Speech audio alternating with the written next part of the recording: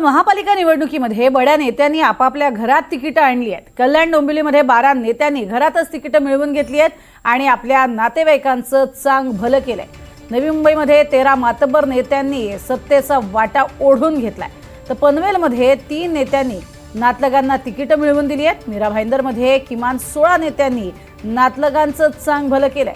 कार्यकर्त्यांना निवडून आणण्यापेक्षा नेत्यांनी मुलं, भाऊ, बहीण, पत्नी, सुना अशा आपल्याच नातेवाईकांना उमेदवारी दिली आहे। तर कुठे कुठे कशा पद्धतीनं ही तिकीटं देण्यात आली आहेत हे अर्थातच आता स्पष्ट झालंय। महानगरपालिका निवडणुकांच्या रिंगणामध्ये सर्वपक्षीय घराणेशाही दिसतेय, तर कार्यकर्ते वाऱ्यावर आहेत, मात्र नातेवाईकांनाच तिकीटं अशी परिस्थिती अनेक ठिकाणी पाहायला मिळते। आतापर्यंतच्या माहितीनुसार राज्यातल्या वेगवेगळ्या महापालिकांमध्ये 30 नेते हे रिंगणात उतरलेत, तर इतर नेत्यांना आपल्या 116 नातेवाईकांना उमेदवारी देण्यामध्ये यश आलंय। मुंबईतल्या 227 जागांसाठी शिवसेना, भाजप, ठाकरे सेना तसंच राष्ट्रवादी काँग्रेस अशा सगळ्याच पक्षाच्या नेत्यांच्या 43 नातेवाईकांना उमेदवारी देण्यात आली आहे। पक्षांनी घराण्यातच उमेदवारी दिल्यानं कार्यकर्ते मात्र नाराज झालेत आणि तसा संतापही राज्यभर उमटलेला पाहायला मिळतोय। पाहूयात कशा पद्धतीनं ही तिकीट वाटप झालेली आहेत आपल्याच नातेवाईकांना।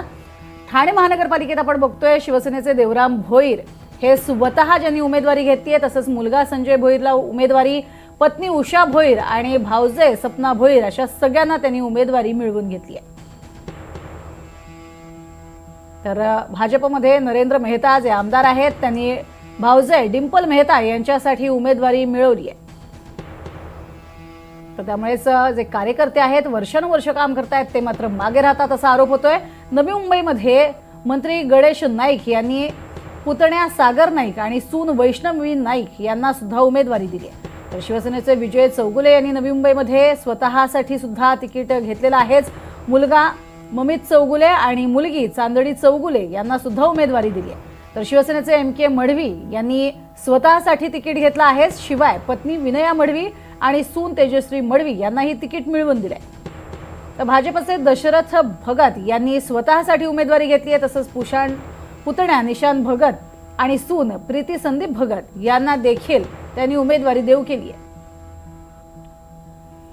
तर इकडे कल्याण डोंबिवलीमध्ये भाजपच्या आमदार सुलभा गायकवाड यांनी जाऊ मनीषा गायकवाड यांना उमेदवारी देऊ केलेली आहे। तर शिवसेनेचे राजेश मोरे यांनी मुलगा हर्षल राजेश मोरे याला उमेदवारी दिली आहे। तर घराणेशाहीचा आरोप होतो, त्यात भाजप सुद्धा मागे नाहीये। भाजपच्या दीपेश म्हात्रे यांनी स्वतःसाठी उमेदवारी घेतली आहे आणि भाऊ जयेश म्हात्रेला सुद्धा उमेदवारी मिळाली आहे।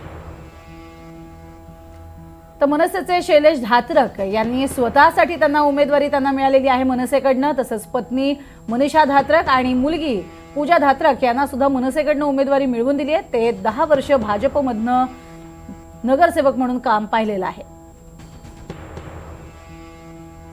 तर राज्यामध्ये सगळ्याच ठिकाणी नेत्यांनी आपापल्या घरात तिकीटं दिली आहेत, त्यात छत्रपती संभाजीनगरचे नेते मागे कसे राहतील? या निवडणुकीमध्ये बड्या नेत्यांच्या मुलामुलींनी आणि नातेवाईकांनी मोठ्या प्रमाणात उमेदवारी अर्ज दाखल केले।